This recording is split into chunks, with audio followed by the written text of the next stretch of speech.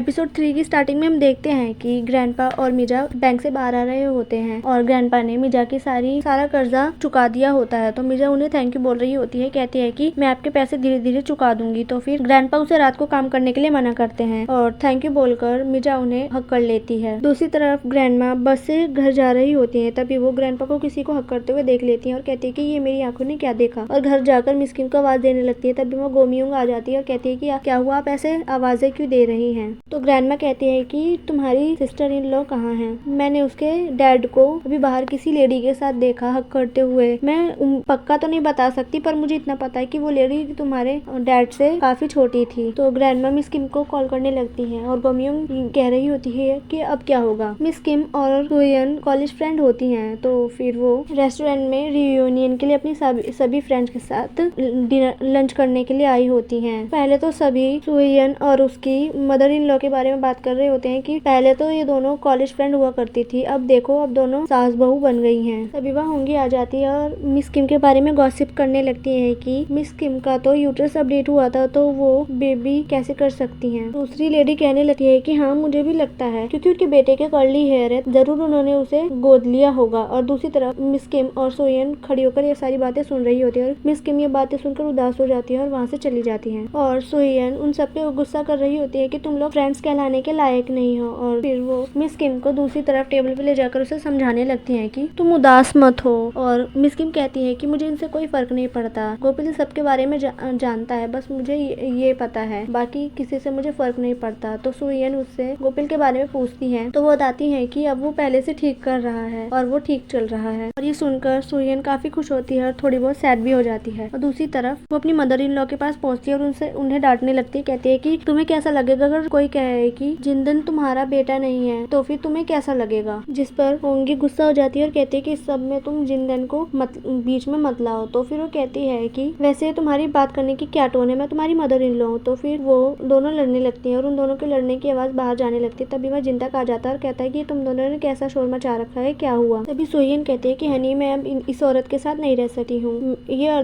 बर्दाश्त से बाहर हो चुकी है, अब मैं इनके साथ एक छत के नीचे नहीं रह सकती, और वहाँ से चली जाती है। और बोंगी जिंतक से कहती है कि देखो तुम्हारी वाइफ मुझसे कैसे बात कर रही है, मैं इसके साथ अब एक जगह नहीं रह सकती हूँ। तो जिंतक कहता है कि ठीक है मैं आपके लिए दूसरा घर देख लूंगा। तो फिर वो वहाँ से जाने लगता है। फिर बोंगी सोयन के पास जाती है और उससे सॉरी बोलने लगती है, कहती है कि मुझे इस घर से बाहर मत भेजो वरना मैं फिर अकेली हो जाऊंगी। ज्यादा कंसिस्ट करने पर सोयन मान जाती है। इसी तरफ गोपिल अपने स्कूल में पढ़ रहा होता है, तभी उसके पास डोरा की कॉल आती है और कहती है कि मुझे वो लड़के फिर से बुली कर रही हैं। तो फिर गोपिल ये सुनकर भागता हुआ वहाँ जाता है और डोरा को ढूंढने लगता है। और तभी वहाँ डोरा काफी अच्छी तरह से तैयार होकर आती है। तो फिर गोपिल कहता है कि तुमने क्या पहन रखा है और तुमने इतना ज्यादा मेकअप क्यों कर रखा है। तो फिर वो बताती है कि आज मेरा शूट था इसलिए मैंने ये गेटअप कर रखा है, वैसे मैं कैसी लग रही हूँ। तो फिर वो कहता है कि उतारो ये सब, तुम अभी बची हो, और वैसे वो लड़कियां कहाँ जो तुम्हें बुली कर रही थी। तो फिर वो कहती है कि वो तो चली गई। तो गोपिल घर जाने के लिए कहता है। तो फिर डोरा कहती है कि मेरा अम्यूजमेंट पार्क में फर्स्ट टाइम है। तो फिर गोपिल कहता है कि क्या तुम्हारा फर्स्ट टाइम है, तो उसे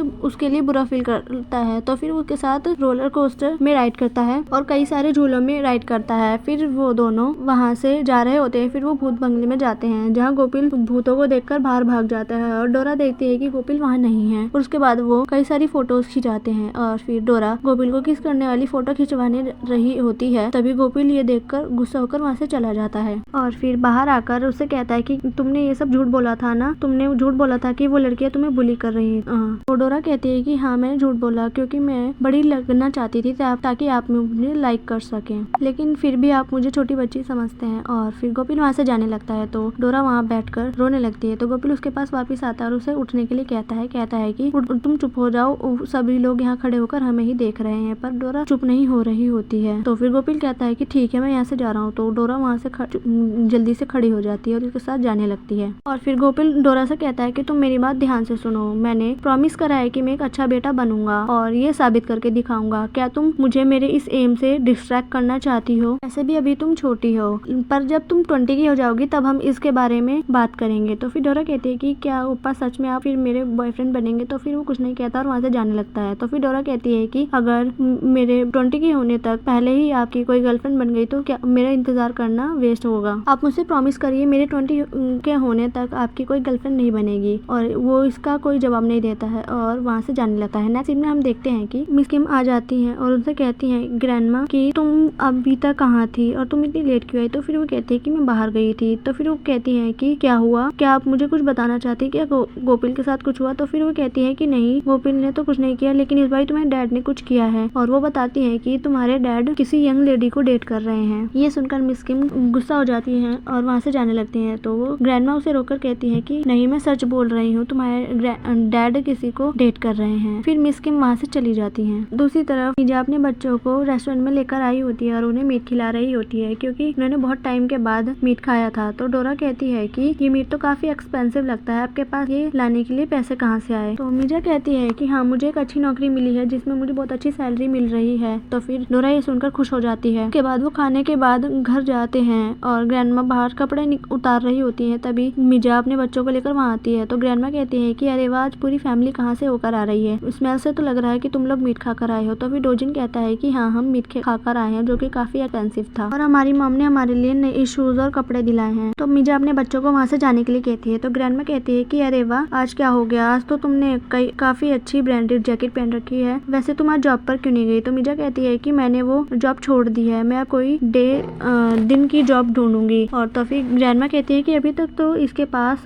राइस के पैसे नहीं थे और अचानक से इसके पास इतने पैसे कहाँ से आ गए। तभी ग्रैंडमा के दिमाग की बत्ती जलती है। तभी वो मिस किम के पास भागते हुए जाती है और कहती है कि मीजा को देखा तुमने, और उसे मीजा की सारी बात बताती है। कहती है कि जरूरी किसी अमीर बंदे को फंसा रही है और उसके साथ डेट कर रही है, वरना इसके बच्चे को कौन सपोर्ट कर रहा है, और उन्हें ग्रैंडपा पे नजर रखने के लिए कहती है। तो फिर वो गुस्सा होकर वहाँ से चली जाती है और ग्रैंडपा के पास ड्रिंक लेकर जाती हैं और वो उनसे यही बातें पूछने की कोशिश करती है, पर वो पूछ नहीं पाती और वो दूसरी बातें कर रहे होते हैं और फिर वो वहाँ से वापस आ जाती है। दूसरी तरफ डोजिन और डोजिन काफी खुश होते हैं कि मॉम आज हमारे साथ हैं। तो फिर मीजा कहती है कि आज के बाद मैं हर रात तुम्हारे साथ रहूंगी। और डोरा गोपिल के बारे में सोच रही होती है कि अब मैं 20 की हो जाऊंगी तो ओप्पा मुझे अपनी गर्लफ्रेंड बनाएंगे। दूसरी तरफ सुबह गोपिल को भागते हुए डोरा देखती है और सोचती है कि ओप्पा इतनी जल्दी में कहाँ जा रहे हैं। और हम देखते हैं कि मियोंगी सैलून से अपना सामान लेने के लिए आई होती है। तो गोपिल उससे जाकर पूछता है कि तुम कहाँ थी, मैंने तुम्हें बहुत मिस किया। तो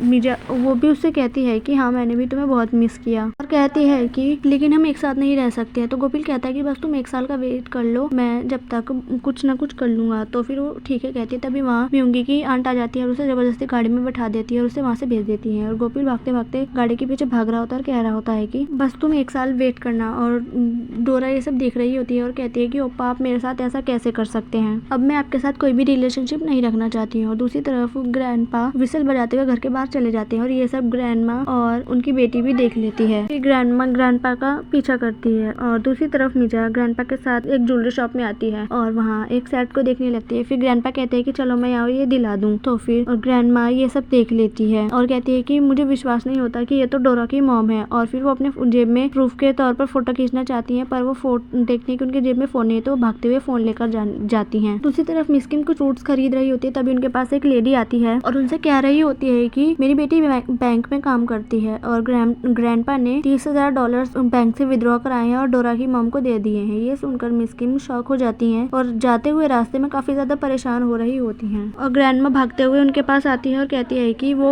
औरत डोरा की मॉम है और ग्रैंडपा उसे सोने की ब्रेसलेट खरीद कर दे रहे हैं। और ये सुनकर मिस किम वहीं बेहोश हो जाती हैं और घर आकर वो मीजा के बारे में ही बात कर रही होती हैं। फिर उसके बाद वो मीजा से मिलने के लिए मिस किम मीजा से मिलने के लिए जाती है और उसे उस बात को पूछती है। तो मीजा कहती है कि आप ऐसा कैसे सोच सकती हैं, मैंने तो उनसे वो पैसे लोन के तौर पर लिए हैं और आप कैसे सोच सकती हैं कि मैं उन्हें सीड्यूस कर रही हूँ। तो मिस किम ठीक है कहकर वहाँ से चली जाती हैं और रास्ते में ग्रैंडपा को कॉल करके घर आने के लिए कहती हैं। और जब ग्रैंडपा घर आते हैं तो उनके साथ डोजिन होता है, उन्होंने उसे एक गेम खरीद कर दी होती है और ये देखकर मिस किम और गुस्सा हो जाती है और वो ग्रैंडपा से अंदर बात कर रही होती है और $30,000 के बारे में पूछ रही होती है। ग्रैंडपा उसे हाँ कहते हैं और कहते हैं कि तुम मीजा को कुछ मत कहना, मैंने उसे वो पैसे अपने आप से ही दिए थे। और बाहर ये सब सुन रहे होते हैं तभी वहाँ गोपिन आ जाता है। तो ग्रैंडपा कहते हैं कि मैं मीजा के लिए फीलिंग्स रखता हूँ। ये सुनकर मिस किम शॉक रह जाती हैं और उसके बाद वो मीजा के पास आती हैं और कहती हैं कि कोई बात नहीं, तुम दोनों में कितने भी एज गैप हो, बस ये मैटर करना चाहिए कि तुम दोनों एक दूसरे से प्यार करते हो। वैसे भी मेरे डैड काफी टाइम से अकेले थे। तो मीजा कहती है कि तुम्हें कैसे लगता है कि मैं तुम्हारे डैड के लिए फीलिंग्स रखती हूँ, मैं उन्हें डेट कर रही हूँ, ऐसा कुछ नहीं। 1-2 बार ही उनके साथ ड्रिंक करने से और मूवी देखने से मैं उन्हें डेट कैसे करने लगी। मैंने तो उन्हें ये सब थैंक यू बोलने के लिए करा था क्योंकि उन्होंने मुझे पैसे पैसे दिए थे लोन के तौर पर, और वैसे भी मैं उस बुढ़े को कैसे डेट करने लगी। और ये सारी बातें ग्रैंडपा सुन लेते हैं और वहीं बेहोश हो जाते हैं। जब उन्हें हॉस्पिटल लेकर जा रहे होते हैं तो फिर वो मिस किम से कहते हैं कि मीजा से वो पैसे वापस मत लेना, मैंने उसे अपनी खुशी से पैसे दिए थे, तुम उसे पैसे वापस मत लेना। मेरी प्यारी बेटी, तुमने आज तक जो भी मेरे लिए किया उसके लिए थैंक यू। और वहीं पे उनकी डेथ हो जाती है। दूसरी तरफ मीजा परेशान हो रही होती है और कहती है कि मैंने ऐसा क्यों कहा, क्या ग्रैंडपा ठीक होंगे। और वो हॉस्पिटल जाके पता करती है तो डॉक्टर से बताते हैं कि ग्रैंडपा को हार्ट अटैक आया था और अब उनकी डेथ हो चुकी है। तो मीजा वहीं पे बैठ जाती है और सोचती है कि अब मैं क्या करूंगी। और दूसरी तरफ ग्रैंडमा ग्रैंडपा के फ्यूनरल में बैठी होती है और वो बिल्कुल भी होश में नहीं होती है। तभी वहाँ ग्रैंडमा देखती है कि मीजा वहाँ पर आई है और उसे उसके नाम से बुलाती है। और मिस किम को देखकर बहुत ही ज्यादा गुस्से में हो जाती है और उसका पीछा करने लगती है। और ग्रैंडमा और मिस किम मिलकर दोनों उसे खूब मारते हैं। और दूसरी तरफ मीजा अपना सारा सामान पैक कर रही होती है और अपने बच्चों से भी कहती है कि ये सारा सामान पैक करो। तो डोजिन कहता है कि मुझे यहाँ से नहीं जाना। फिर वो उसे मारने लगती है और उसके बाद वो सारा सामान पैक कर वहाँ से जा रहे होते हैं। तो डोरा गोपित के घर की तरफ देखती है और फिर वो वहाँ से चले जाते हैं। जिनतक की पूरी फैमिली ग्रैंडपा के फ्यूनरल में जा रहे होते हैं। तभी वो अपनी बेटी को बाहर स्केटिंग करते हुए देखते हैं तो फिर वो उसे मना करने लगते हैं। तभी जिनतक गाड़ी से बाहर निकलकर उसे कहता है कि यहाँ स्केटिंग करना अलाउड नहीं है और वो मारी को अंदर कर देता है। और उनके जाने के बाद मारी वापस निकल जाती है स्केटिंग करने के लिए और वो फ्यूनरल में जाते हैं। और उसके बाद वो जिनतक गोपिल को देखता है और रास्ते में वो सोयन से कह रहा होता है कि मिस किम का बेटा कितना हैंडसम है। फिर उसके बाद एक कॉल आती है और जिसमें कह रहे होते हैं कि मारी का एक्सीडेंट हो गया। फिर वो दोनों हॉस्पिटल पहुंचते हैं और ऑपरेशन खत्म होने के बाद डॉक्टर बाहर आते हैं और कहते हैं कि मारी अब तो ठीक है पर उसकी इंजरी काफी ज्यादा गहरी है और जिनतक से प्राइवेट में बात करने के लिए कहते हैं। और दूसरी तरफ डोरा अपने भाइयों के साथ सो रही होती है और मीजा ड्रिंक कर रही होती है। फिर वो डोरा को उठाकर कहती है कि जल्दी से रेडी हो जाओ। तो डोरा मना कर रही होती है। फिर वो उसे जबरदस्ती तैयार कराकर बार में लेकर जाती है और वो वहाँ पे डांस करती है। फिर अगले दिन वो ऑडिशन देने के लिए जाती है जहाँ वो सेलेक्ट हो जाती है। और ये बात बताने के लिए वो गोपिल को आती है, गोपिल के घर आती है। तब वहाँ वो मिस किम को बाहर देखती है तो मिस किम उसे डांट कर वहाँ से भगा देती है। और ये सुनकर डोरा काफी ज्यादा उदास हो जाती है और वहाँ से जाने लगती है और साथ ही वहाँ स्नोफॉल भी होने लगती है। फिर हम कुछ साल बाद का सीन देखते हैं जहाँ गोपिल घर के बाहर जा रहा होता है। फिर उसकी मम्मी से आवाज देकर कहती है कि तुम अपना फोन भूल कर जा रहे हो। तो फिर वो उसे फोन पकड़ाती है और गोपिल वहाँ से चला जाता है। गोपिल के जाने के बाद वो उसकी तारीफ कर रही होती है और उनकी बातों से पता चलता है कि गोपिल अब ब्रॉडकास्टिंग डायरेक्टर है। और फिर गोपिल स्टेशन पे खड़ा होता है। तभी वहाँ कुछ लड़कियाँ पोस्टर देखकर उसकी पिक खींच रही होती है और वो पोस्टर डोरा का होता है। और लड़कियों की बातें सुनकर गोपिल अपना मुंह दूसरी तरफ कर लेता है। और डोरा काफी फेमस एक्ट्रेस बन चुकी होती है। और यहीं पे हमारे एपिसोड नंबर 3 की एंडिंग हो जाती है। Guys, thank you for watching. Please like and subscribe. Bye guys.